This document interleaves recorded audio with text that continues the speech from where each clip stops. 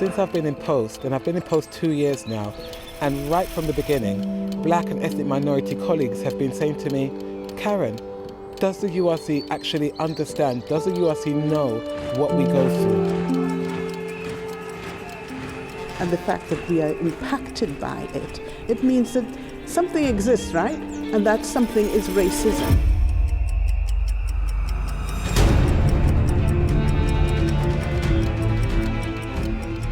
If you have an image of a black Jesus, it's something that somebody will no, that's not Jesus. Jesus should be white, should be perfect, should be like those images of a perfect Jesus that we see all the time. And that might not strike the right chords to a black person who has not seen any good from white people who are oppressing them.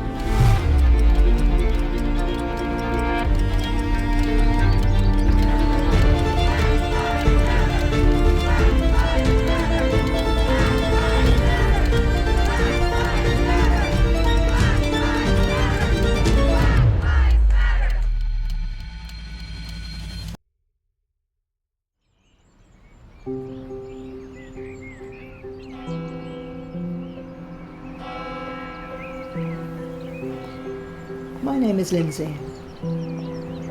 I'm a member of the United Reformed Church here in the UK.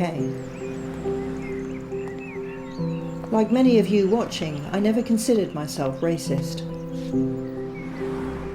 As a trainee teacher 30 years ago, I was taught to be colourblind in the classroom. But that approach failed to acknowledge that society isn't colourblind. Our institutions aren't colourblind. Our church isn't colourblind. When this anti-racist conversation began in the United Reformed Church in around 2018, I, like many of you, wasn't aware of the need for it. I hadn't heard the need. I hadn't seen the need. And that's because I wasn't listening to the voices that were crying out for it. Since I've been in post, and I've been in post 2 years now, and right from the beginning, black and ethnic minority colleagues have been saying to me, Karen, does the URC actually understand? Does the URC know what we go through? Karen Campbell is Secretary for Global and Intercultural Ministries. Her love for poetry is a source of inspiration on her journey towards racial justice in the UK. Because they've been sharing their experiences with me, sometimes often really painful experiences. And I say the URC, I don't think the URC does know, because we pride ourselves on being open, on being inclusive, on embracing everyone. But that doesn't necessarily reflect people's lived experiences. I was talking to somebody in my community that I work now about the footballers, kneeling down against racism in football. England's players were racially abused during their 4-0 win over Hungary in European World Cup qualifying at the Puskás Arena. Monkey chants were aimed at players on different occasions. Andrew Mudurara serves as a URC minister in the Midlands and finds evidence of racism not only in government policies but also in church life here in the UK. And I was so surprised to think that somebody's complaining about people challenging injustice and racism. But this is a thing that I live with each and every day of my life. It's almost like normal for me to hear, walking in the park even now, hearing teenagers, especially on a Saturday, making monkey sounds when I'm passing. Well, it's a facet of white supremacy. It's something that it can be very insidious in the UK. And another way is very obvious as well, because I think people like to ignore it. So they will brush it off as a joke or say, I didn't mean it like that, or I'm not one of those. But they'll end up making very ignorant comments. And if you call it out because of, keeping this stiff upper lip, you as a black person or as a person of colour would feel that you are wrong for calling out and, kind of mess with the vibes of the room that you're in, especially when you move into more white spaces, as you find you have to do as you progress in your professional, educational career. Philippa, like many young black people in the UK, is deeply aware of how unequal society really is. Now it's clear to me we miscommunicated. You equivocated. You've already moved on, I'm alone and so damn jaded. I was approached by a kind of random man to ask about the Black Lives Matter movement and whether my friend and I agreed with it. I, as a singular person, am not the representative of Black Lives Matter as an organisation or as a movement. Neither am I the representative of black people in general.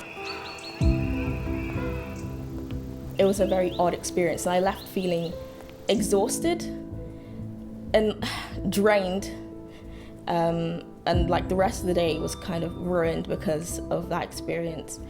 I think he also mentioned that he, as a white working class man, experienced more discrimination from middle class white people than I did as a black woman who also comes from a working class background, because we achieved some sort of privilege on the virtue of us being a token black person in a white middle class space, and eventually just had to end the conversation because it was exhausting and just wanted it to end. Like many of you, I am mortified by what I've learnt over the last 2 to 3 years. The church has too often disregarded the voices crying out in the desert.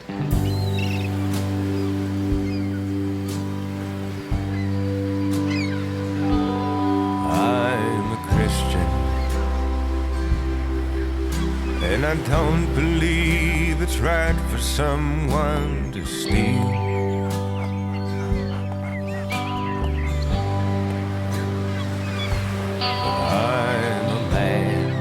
It will be maybe lying to ourselves and working very hard to believe our lie that it's not existing. I think we all know that racism is a creature that has been there for a very long time, and it's going to take a lot of effort, like we are doing as a denomination, to root it out. But it is there, and it manifests itself in many different ways that are very subtle, but it is very noticeable to the recipient. They don't want me, or nobody like me. Wilbert Saimani was the first black clerk of assembly in the Uniting Presbyterian Church in southern Africa. He went on to serve as moderator of the Presbytery of Zimbabwe. So I take One of the benefits of having served in a global South Partner denomination is the wider perspective it offers. from those who can't afford to lose their necklaces and rings. Wilbert is deeply aware of the racial imbalances in the URC structures. I just look my options through. Wilbert wants to see the URC embark on a determined process of affirmative action by which black members are appointed to leadership, taking into account a long history of white privilege. Well, having come from a very different context into this one, that is predominantly white, it is obvious that we would find the structures very white as such. But being a church that's actually singing a song of wanting to prove to the world that racism is not there, or we don't tolerate or accept it, it should actually show in its structures from top to bottom. And there I'll give examples of the General Assembly structures, Synod structures, and maybe many other committees. I think there should be a deliberate effort to let them be seen as multi-racial or cultural. When we talk about white privilege, we're not talking about being better off or having special treatment. We're talking about the undetectable privilege of not having to face daily microaggressions and judgments based on our ethnicity. Assumptions that people make about where you come from, or how you behave, or what you think. We don't often see outright racist hatred in church. It's more insidious. I've heard reflections from ministers who say that white ministerial colleagues have come and visited them, seen them, and actually verbalized, I can accept black people in my congregation. I don't accept black people wearing a white collar. That the denomination is not without its problems to do with racism.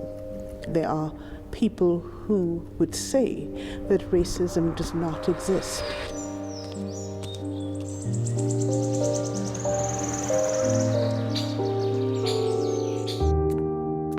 Reverend Dr. Tessa Henry Robinson describes herself as a womanist theologian who is committed to seeking justice for minoritized and marginalized groups, particularly women.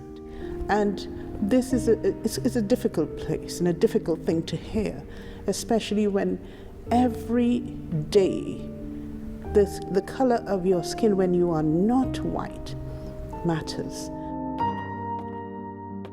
When I came into the UK, I wasn't psychologically prepared because there is an assumption out there in the world that the United Kingdom is so civilized, people know this. So I wasn't psychologically prepared for what I would have faced. Right, because I'm a black woman and how we have a 5 times higher rate of mortality after childbirth, how we are less likely to be referred on to specialists, because they don't seem to take our problems as seriously because we are deemed to have a higher pain threshold. The language, some of the racist language, I didn't know them. I only started to know them when I came here, to know what that means. Which is a lot of the reason why we are not prescribed adequate pain medication, are not prescribed adequate medication, full stop. I hear from colleagues who arrive in the local pastorate and are told that this member or that member is not coming, has openly said, I'm not going to come when that minister is preaching. I don't understand their accent. I don't know what they're saying. I think what it really amounts to is I don't accept their ministry. Well, power dynamics are always there, and the ones that I have experienced myself, especially in this context where I am now, are such that you would have someone confronting you over things that he is alleging that you don't know simply because you are black. Sarcastic questions being asked to me to say, when did you learn how to drive? As with the assumption that almost thinks that people only drive in the UK, and I would sarcastically respond sometimes to say, no, I learned how to drive by riding a giraffe. A lot of colleagues, both black colleagues and white colleagues, have shared with me that they are tired. They're tired of the day in, day out struggle. They're not tired of the URC. They're not tired of ministry. They're not tired of Christianity, but they're tired of the struggle. Why have we not arrived as yet?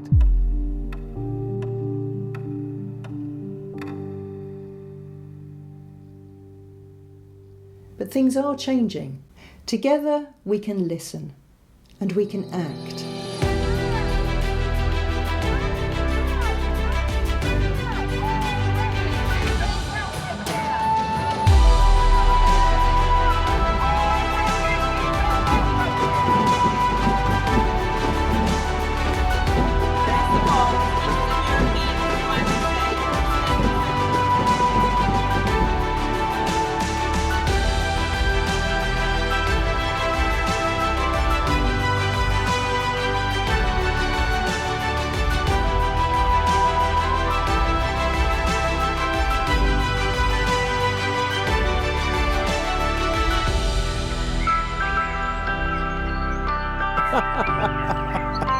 Right, let me just get my brain in there. There are very many people in the URC who are absolutely committed to the journey for racial justice, both black people and white people. I have a lot of hope for the future because, our work is based off of Jesus, and I think that he was an advocate of justice. By the nations looking at you, they will see and desire to serve a God that you are serving. And that is the calling of the church, to be a blessing, to be a role model, to fight and advocate for equality. Life, flourishing communities. I am so hopeful when I hear those words together. Well, all I can say is to thank you for even asking me about these questions and sharing this kind of stories. I think they are important, so that if the wider church understands that racism is still there and they hear it from the stories that are being told, it will help the efforts that I've just commended. Those efforts will be assisted because we will see how far we need to go, how much we must do to ensure that racism is not part of our denomination.